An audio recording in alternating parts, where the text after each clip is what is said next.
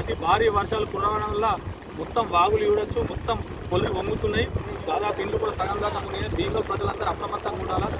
ఎక్కడిదక్కడ వాళ్ళే అవేర్నెస్తో ఎక్కడన్నా అంటే వాటర్ వస్తున్నాయని కొద్దిగా రాగానే మనం వాళ్ళకెళ్ళి ఇంట్లోకి నుంచి ఇంకో ఇతర ఎత్తు ప్రాంతాలకు వెళ్ళిపోవాలా. ఎందుకంటే ఫ్లో అనేది ఇప్పుడు వాగు కూడా మనకు ఆటోమేటిక్గా భీమగల్లో వాటర్ పడ్డ వాటర్ అన్ని ఇమీడియట్గా వాగులోకి వస్తాయి. అన్ని ఆల్ కనెక్టివిటీ చిల్లరకెళ్ళి వాగులకు కనెక్షన్ ఉంటుంది మనకు. అంటే వాగులకు పోయే ఫ్లోనే అంటే మన ఊళ్ళకెళ్ళి వచ్చే ఫ్లో వాగులకు కనెక్టివిటీ పోనీయకుండా అడ్డుపడుతుంది.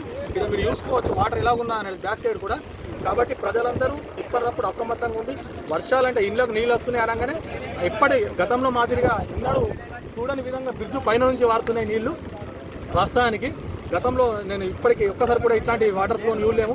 కావున ప్రజలందరూ అప్రమత్తంగా ఉండి వారు తగిన చర్యలు తీసుకొని ఎప్పటికప్పుడు పై ఎత్తు ప్రాంతాలకు వెళ్ళిపోవాలా.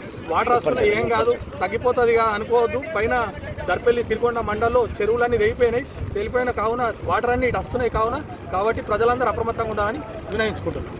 భారీ వర్షాల నేపథ్యంలో మరి భీమగల్ మండలంలో భారీ వర్షాలు కురుస్తున్న సందర్భంగా ఇక్కడ భీమగల్ పట్టణం నుంచి బడా భీమగల్ పోయే రూట్ బ్రిడ్జ్ దగ్గర ఒక రోడ్డు కూడా కట్ అయిపోయింది. బ్రిడ్జ్ దగ్గర కూడా ఓవర్ఫ్లో అయ్యి నీళ్లు పోతున్నాయి. కాబట్టి ప్రజలు ఎవరు కూడా ఇటువైపు రాకూడదు అనేది విజ్ఞప్తి చేస్తున్నాము. చాలా గ్రామాలలో కూడా చెరువులు కూడా 75% వరకు నిండి ఉన్నాయి. కాబట్టి చెరువులు తెగిపోయే అవకాశం కూడా ఉన్నాయి. కాబట్టి లోతట్టు ప్రాంతాల్లో ఉన్న ప్రజలు అదేవిధంగా ఎవరైతే డైలాప్టెడ్ కండిషన్లో ఉన్న ఇళ్లలో ఉన్న ఎవరైతే ప్రజలు ఉన్నారో వాళ్ళందరూ కూడా గ్రామ పంచాయతీలో మరి స్కూళ్ళల్లో అదేవిధంగా గ్రామ పంచాయతీలో రీహాబిలిటేషన్ సెంటర్ ఓపెన్ చేయడం జరిగింది.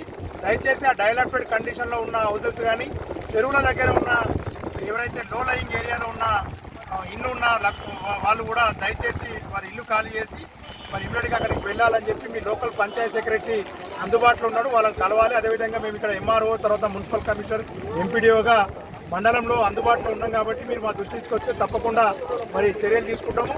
ప్రజలు కూడా అత్యవసరం అయితే తప్ప మరి బయటకు వెళ్ళకూడదు. సెల్ఫీల కోసం అని చెరువుల దగ్గరికి వెళ్ళడము, కాలువల దగ్గరికి వెళ్ళడము, అదేవిధంగా చేపలు పట్టడము, ఇంకా రకరకాల యాక్టివిటీస్ చేయకూడదు. ఎందుకంటే ఫ్లో ఒక్కసారే వస్తుంది.